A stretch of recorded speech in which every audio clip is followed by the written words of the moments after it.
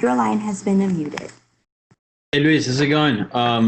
You just mentioned it right there. It's kind of weird. So, what's this whole process been like during COVID times? And are you? I guess it seems that you're not enjoying it as much as a normal fight week. I guess. No, not at all. I am not enjoying any of the COVID-19 protocols they're putting us through at all, man. Like that, one of the things I love about fighting for the UFC is how easy and streamlined they've made fight week and the whole process. But unfortunately, everything's out of their hands. You can't blame them for what's going on. Yeah, for sure. And this is about that on paper looks pretty exciting. Can you kind of size up and tell me sort of your thoughts on your opponent, Khama Worthy? I mean, I have a lot of respect for Kama. He's got power in his hands. He's a very good technical striker. He's going to be hard to put away. He's a tough guy, but at the same time, I believe in my skills. But at this, like, I think that just makes for a great matchup. I think many people have asked me, and I've gone back to the Andre Feely Charles Jourdain fight from a couple weeks ago. I really believe we can put on a very similar performance. Yeah, and he hasn't fought in quite a bit. While you're someone that's always been relatively active, what do you make of his inactivity period, and do you think that'll play a factor at all here? I mean, that's probably just things that happen, whether it be on the UFC's end or his end. I know he's had a few matchups that have fallen by the wayside since his debut. So, I mean, you can't really put anything on him when it comes to inactivity. I mean, I don't take anything away from him, and I still expect, the same Khama Worthy that came out there and knocked out Devontae Smith. Yeah, for sure. And a win here, what do you think will put you in the division? I mean, you'd be basically, I believe you'd be what 4-1 in your last five performances. What do you think does? What do you think a win does to your career? I definitely think a win puts me in a position where I at least start like I start fighting like top 25 guys or like I'm on the main card and I'm one of those guys that people are talking about working their way up in the lightweight rankings. Yeah, and throughout your career, you've always sort of preached and talk about equality and love. So I kind of just wanted to get your thoughts on what's going on in the country right now and everything that's sort of came up, with police brutality and racism and all these other issues that have come up. I mean, I think I hold a very interesting perspective being a half black man with an extremely Spanish sounding name born in Europe. Um, I see a lot of different cultures. I've been around a lot of different cultures. I was raised by a white woman and a Puerto Rican man and a white man, so I've seen a lot. It's very interesting from my perspective because I have family in just about every sect of culture you could imagine that's here in America, besides maybe Asian.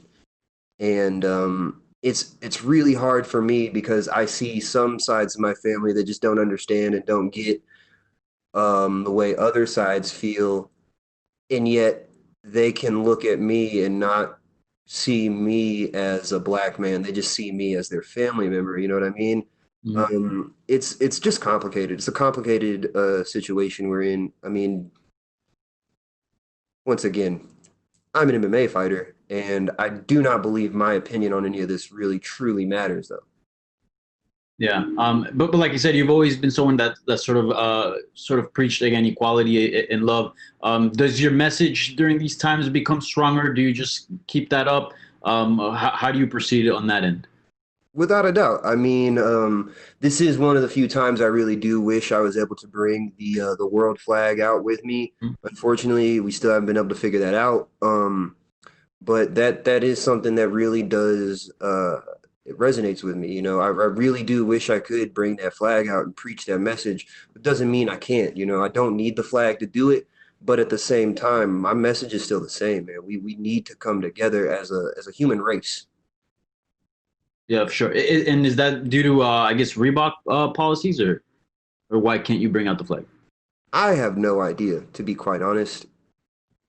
Okay. They really haven't given me a lot of details on it. I'm Mhm. not really too worried about it. Yeah. All right. Well, looking forward to your fight, man, and best of luck. No problem. Thank you. Next question is from Jay Anderson with Cape Cypress. Hey, Lewis, welcome back. First of all, obviously, kind of weird circumstances coming into this fight with the pandemic. It's affected a lot of people's training. So I'm just wondering what your training camp has looked like during these times. My training camp was phenomenal. We really didn't shut down operations too much at American Top Team, and fortunately, I was actually right before the whole quarantine and everything really got going. My girlfriend and I went to New Jersey to kind of go through some medical issues she was having. And so I actually ended up quarantined 6 weeks up in New Jersey. So I took quite a bit of time off after my last fight, but that was something I really wanted to do because this is my seventh fight in the 2 years that I've been in the UFC, and I don't think you really see a lot of people doing that. So I just want to take a little bit of time off. But then once I was ready to go, once my manager started telling me, that late June, early July might be the time period, I was immediately back down in Florida training, and we really did. I didn't have any there was no problem with me having a full intense camp. Like my main sparring partners were Jorge Masvidal and Dustin Poirier. Now, you'd come out the other day and said, I'm going to meet Khama out in the middle. We just spoke to him, or I just spoke to him not too long ago, and he shook his head. He's like, no, he's not going to do that. He trains at ATT. He's too smart for that. Now, I'm not going to ask you to give away any game plan, but when you hear him come back and say he won't do it, is it a motivating factor to maybe go and stand with him? See, my actual game plan is to locate that thermal exhaust port and detonate that, take him out first round. Once we do that, it's all exhaust port and boom.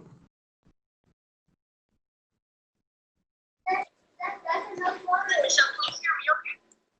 Yeah, let me see if I can. Yeah, I'll make it louder. We're in a little bit of an echoey room.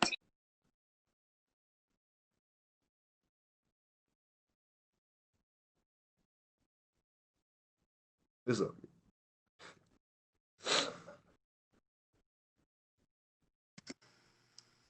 Sorry there, we had a little technical issue, but let's get back to Jay Anderson. That's all good. All right, you able to hear me still? Yeah, I can hear you. Perfect. Yeah, I love the Star Wars reference. Absolutely. I want to get a take on something else from you. You retweeted a comment saying that Robert Drysdale did everything right last weekend. I'm just wondering if you could give your thoughts on that situation. And as well, have you ever had a moment in terms of needing your coach to motivate you to get back out there between rounds or anything like that? Well, the reason I retweeted that and the reason I support Robert Drysdale and his decision and the way he handled that whole situation was because if I was in that situation ever, I would want my coach to try and motivate me to get back out there.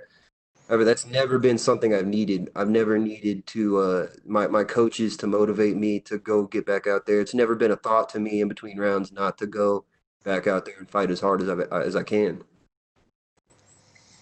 Fair enough. And last one for me then. You've been having some fun. I think a lot of people have with the whole Asprin family thing. Has there been any talk between you guys and maybe when the pandemic's over and social distancing and all that, getting together for like a group photo or something?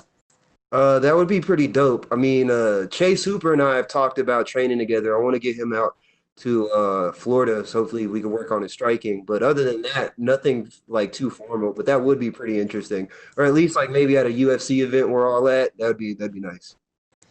Absolutely, man. Well, best of luck this week and looking forward to it, man. Thank you guys so much. Next question is from Carlos Contreras from Millennial.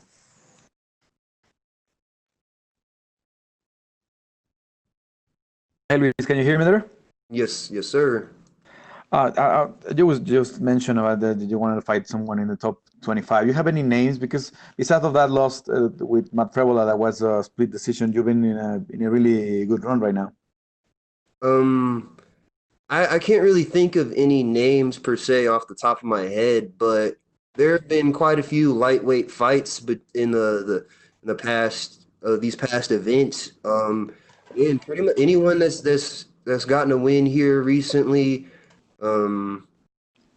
I wouldn't honestly any of the guys that won last weekend. Bobby Green, what's his? There was another one. There was 3 lightweight fights last weekend. I watched really close. Oh, Jim Miller, Bobby Green, and then I can't remember the other one. But either of those guys, I wouldn't mind. Really, anybody in the division, anyone the UFC puts in front of me, I don't care. I just fight. Is the lightweight one of the toughest decisions to climb? I mean, being such a roster that with so many fighters in the lightweight division. I do believe so. I believe the lightweight division's really tough to climb because as much as you can be winning and doing everything right, if you're not putting on exciting performances and you're not someone that the fans want to see, you're simply not going to rise in those rankings because this division is probably one of, if not the most deepest division in not just the UFC, but all of MMA. And with so many amazing talents in this division, everyone's vying for a spot. So you can't just be a winner. You have to be a little bit more. Thank you, Luis. No problem. Our last question is from Augusto Hermanies Gay from Somos MMA. Hi, Luis. How are you? I'm great. How are you? Fine, thank you. You just said that you don't like all the things that you have to do due to the COVID-19 during the fight week. So I would like to know which is the worst part. The test with all the swab thing. What is the worst part of all that? Just the perceived lack of freedom. Just with the way I mean, once again, it's out of the UFC's hands. They have to do this. But and it's also, it's more than just being the stuff going on here in the UFC. It's like the fact that like Nevada or Las Vegas still seems like closed down. I'm the kind of guy during fight week, I like to go out. I like to do things. I don't like to just sit in my room and toil away the whole week. So it's frustrating for me not being able to go out. And like one of my big traditions is I watch movies. Like I go to the movie theater every fight week. I watch just movies, get my mind off of everything. So I'm just trying to use Netflix and all that to do that. But it's not it's frustrating and it is annoying, but it is one of those things, you got to deal with if you want to make this money. Yes, sure. And talking now about of the fight, what do you need to be careful of with Khama Worthy? I really I need to be I just need to be on point.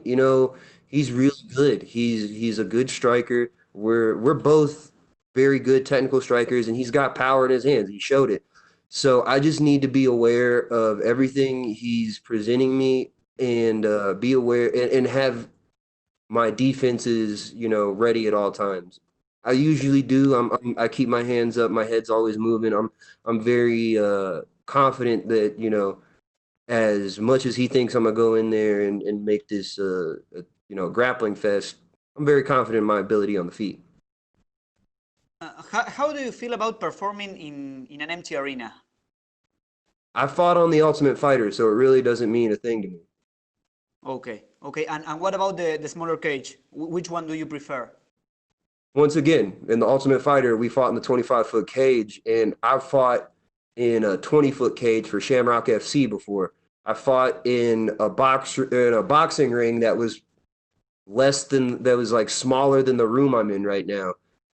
Fighting in a small cage is actually I think it bodes well for me because not only can you not run away from me when I'm putting hands on you, you can't run away when I want to grapple you. So I really do I like the thought of fighting in the 25-foot cage. Okay, thank you very much, and best of luck on Saturday. No problem. Thank you. That's all we have for you today, Luis. Thank you.